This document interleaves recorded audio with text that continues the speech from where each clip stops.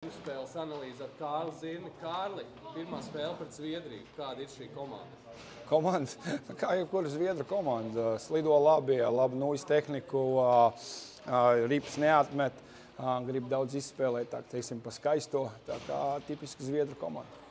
Pats arī analizē spēles, ko tu var izcelt no Zviedru komandas? Tā kā iezīmes jau viņiem ir, viņi daudz nemaina. Jā, viņi grib, es tā kā teicu, grib ieslidoties, labi spēlē ar nūju, labi spēlē ar ripu, tā kā tāds pašs kā Zviedru viss, vai no lielā izlasa, vai U20, vai U18, pa lielam vienāds. Kas ir Zviedru komandas atslēgas spēlētāji?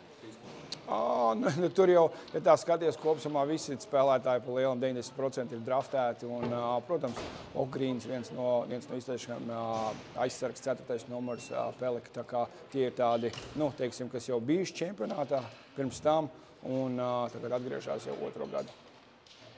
Tā spēlētāja analīze, cik daudz ikdienā daudz laika paņem? Diezgan, jo tu sezonas laikā viņas neredzi un tā kā jānoskatās vismaz, es teikšu, uz spēli pusotru tā, lai katru spēlētāju iepazītu, izpazītu. Tā kā sanāk, diezgan laiks. Vēl tagad jāpaskatās viņu treniņus un vai viņi nav maiņas mainījuši, vispārējo. Skaties pietiekami daudz, lai pēc sejām jau atpazītu? Cenšos, paskatos bildes tā, lai vismaz kaut ko un tā kā pierakstu, eju un pierakstu, darbojos.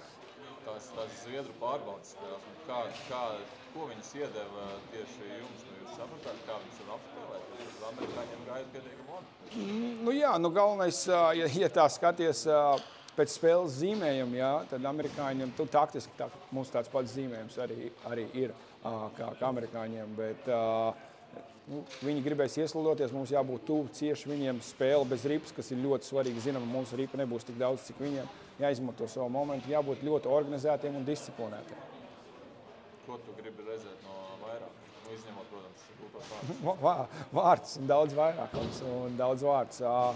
Galvenais ir, kas sakās, viena ir meistarība, bet otrs ir, lai ir metieni un lai ejam uz vārtiem. Varbūt nebūtu skaisti, necenšamies tieši izspēlēt līdz tukšiem vārtiem, bet sākam ar metieniem un ir cīņa vārds priekšā uz atlakošām ripām. Tas ir pirmais, ko mēs meklējam, un pēc tam tās kombinācijas, ko mēs esam iespēlējuši, viņas atvērties, bet jābūt metieniem.